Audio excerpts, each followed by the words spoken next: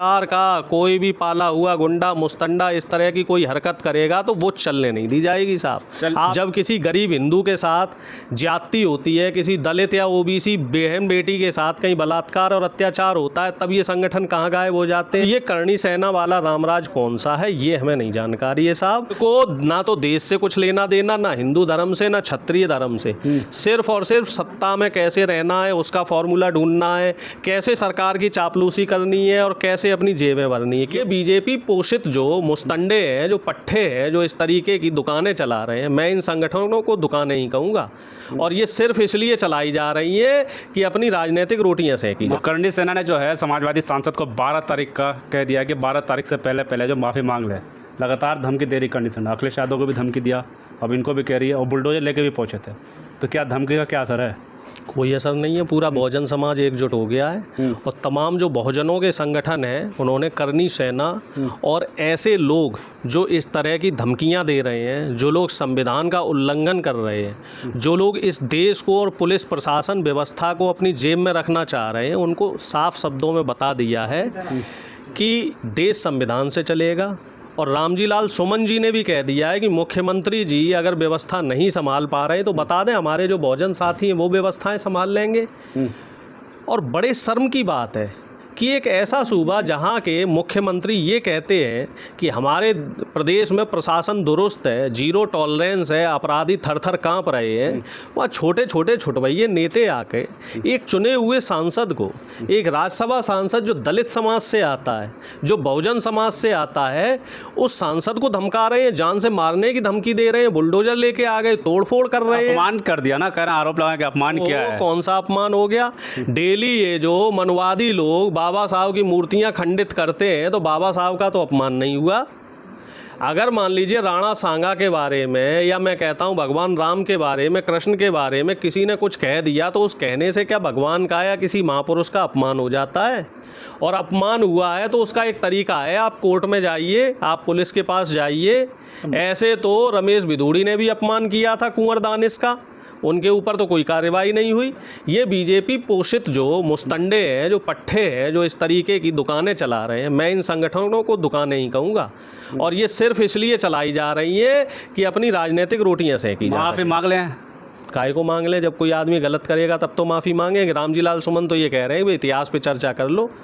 और इस बात में देखिए कोई शक शुबा नहीं है कि राणा सांगा वीर पुरुष थे, उन्होंने तमाम लड़ाइयाँ लड़ी और 80 घाव के साथ लड़े, कोई इसमें संदेह है ही नहीं। लेकिन ये भी तो सच्चाई है कि दिल्ली की कुर्सी के लिए उन्होंने बाबर को यहाँ बुलाया था। भाई देखो, जो इतिहास में चीज़ें हैं वो हैं। अब इतिहास में जो चीज़ें हैं उन पे क्या बहस करनी? अखिलेश यादव के साथ दे, अखिलेश यादव ने कह दिया कि इतिहास के पन्ने पलट दिए। अब वो हमें बताओ, राणा सांगा की अभी मैं इतिहास की किताबें पलट रहा था, कह रहे 4 रानियाँ मुसलमान हैं, अब उनके बच्चे भी हुए होंगे, तो वो क्या है मामला, क्या डीएनए का सिस्टम है, क्या वंशावली, हमें तो नहीं समझ आ रहा। अब यूं भी कहते हैं लोग कि औरंगजेब की जो दादी थी वो भी हिंदू थी, अकबर की रानी भी हिंदू थी। तो ये कोई धर्म की लड़ाई नहीं रही है। जो मध्यकालीन भारत है इसमें हमारे दर्शक भी समझ लें, आप भी समझ लो, कभी धर्म की लड़ाई नहीं रही। ये लड़ाई रही हमेशा सत्ता पे की, और हमेशा ये कोशिश रही कि दिल्ली में कौन बैठेगा।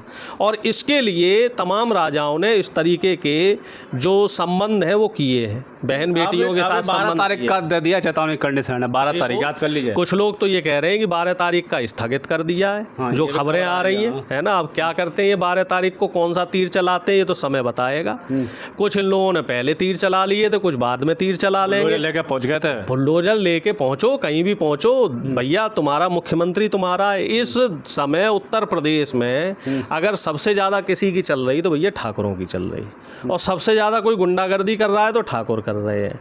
गांव में चले जाओ तो खेतों में बदमाशी कर रहे हैं, गरीब जो छोटे छोटे किसान हैं उन्हें परेशान कर रहे हैं, का अपमान करो। और शहर में आ जाओ तो इस तरीके की जो सेनाएं लेके चल रहे हैं, करणी सेना और क्षत्रिय सेना, राजपूत सेना, ये लोग कर रहे हैं। तो वो ये कह रहे हैं कि अगर हमारे जब अपमान होगा तो बर्दाश्त थोड़ी करेंगे। तो कानून भी तो है देश में, कानून नहीं है। जंगल राज चालू हो गया कि इस समय कौन सा राज चल रहा है? बाबा आदम का राज, राम राज्य चल रहा है इस टाइम। राम राज्य में का ये सब पूरी आज़ादी थी। राम राज जहाँ तक मैंने सुना है वो कहते हैं जी, राम राज बैठे त्रिलोका, हर्षित भये गए सब शोका। राम राज वो था जहाँ हर व्यक्ति पूरे बेखौफ होके जी रहा था, ना गरीब अमीर का कोई भेद था, और हर आदमी खुशहाल था। जो रामराज की परिकल्पना लिखी हुई है किताबों में, जो मैंने पढ़ी है।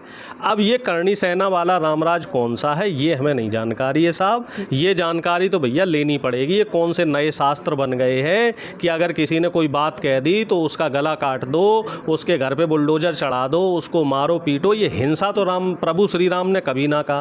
प्रभु श्री राम रावण के पास गए थे, 2 बार संदेशवाहक भेजे थे। इतिहास की जानकारी आप लोग भी रखो, पहली बार बजरंगबली को भेजा था, दूसरी बार भेजा था अंगद को। भगवान राम भी नहीं चाहते थे युद्ध हो, नीतिगत मामला सॉर्ट आउट हो जाए। वो तो भाई जब नहीं हो पाया तब युद्ध हुआ। धमकी तो अखिलेश यादव को भी दी थी कि सुरक्षा हटा लेंगे तो उनको भी देख लेंगे। हाँ, सारी धमकियाँ आप विपक्ष के नेताओं को ही दे लो, थोड़ी बहुत धमकियाँ सत्ता पक्ष के ऊपर भी रख लो कि जो सत्ता पक्ष के जो लोग हैं, चाहे संजय निषाद हो और जो तमाम नेता हैं, ये लोग भी धर्म का अपमान करते रहते हैं, राजभर भी करते हैं। जनता दल यूनाइटेड के कुछ नेता हैं, वो भी धर्म को लेकर ऐसी टिप्पणियाँ करते रहे हैं, उनके ऊपर तो ये लोग कुछ नहीं बोलते। जब देश का किसान यहाँ बैठा हुआ था, आंदोलन कर रहा था, वो किसान भी हिंदू थे, उनके पक्ष में तो ये हिंदू संगठन कभी नहीं आए। और जब किसी गरीब हिंदू के साथ ज्यादती होती है, किसी दलित या ओबीसी बहन बेटी के साथ कहीं बलात्कार और अत्याचार होता है, तब ये संगठन कहाँ गायब हो जाते हैं।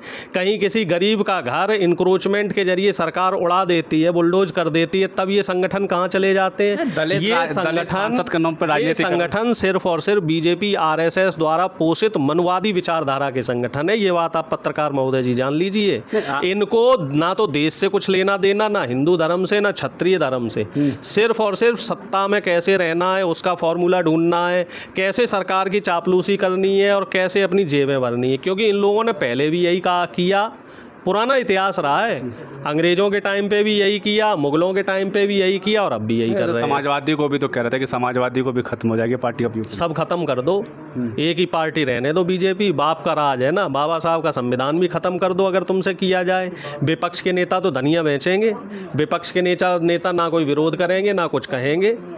सब आपके हिसाब से नहीं चलेगा। बीजेपी आरएसएस वालों, करणी सेना वालों, आप एक चीज़ जान लो, रामजी लाल सुनमन सिर्फ समाजवादी पार्टी के नेता नहीं है, वो पूरे बहुजन समाज के नेता हैं और पूरा इंडिया गठबंधन उनके साथ है। एक दलित होने के नाते उनको कमज़ोर ना समझा जाए। राजनीति कर रहे हैं दलित के नाम। नहीं, कोई राजनीति नहीं हो रही। ऐसी बात खड़गे जी के लिए कही गई थी, ऐसी बात खड़गे जी के लिए भी कही गई थी। तो आप इसको बहुत अच्छे तरीके से जान लो, विपक्ष का कोई भी दलित नेता हो, बहुजन नेता हो, अगर सरकार का कोई भी पाला हुआ गुंडा मुस्तंडा इस तरह की कोई हरकत करेगा तो वो चलने नहीं दी जाएगी साहब। आप इस चीज़ को बहुत अच्छे तरीके से समझ लो। चलिए ठीक है, बिल्कुल साफ तौर पे जो है अपमान की बात हो रही है। हालांकि अखिलेश यादव ने और नेताओं ने ये कह दिया था कि इतिहास के पन्ने पलटे हैं और उस इतिहास में आज के वक्त में इतिहास में बहस करना अच्छी बात नहीं। आज और भी बहुत मुद्दे हैं जिसमें बहस की जा सकती है। वहीं कुछ लोग ये भी कहा था कि भारतीय जनता पार्टी के नेताओं ने कि अभी व्यक्ति की आज़ादी है तो इसका मतलब ये नहीं कि कोई भी कुछ भी बोले। लेकिन आपको क्या लगता है कि किसने सही किया? करणी सेना जो धमकी लगातार दे रही है सांसद को, ये सही है या गलत? पुलिस प्रशासन जो योगी आदित्यनाथ कहते हैं उत्तर प्रदेश में पुलिस सबसे सतर्क है, अपराधी है नहीं, उसके बावजूद जिस टाइम अखिलेश जो योगी आदित्यनाथ आगरा में मौजूद थे उस वक्त उनके सांसद जी के घर पर हमला हुआ और बुलडोजर के साथ, तो कानून व्यवस्था उत्तर प्रदेश की कैसी आप भी बताएं। तब तक ले धन्यवाद।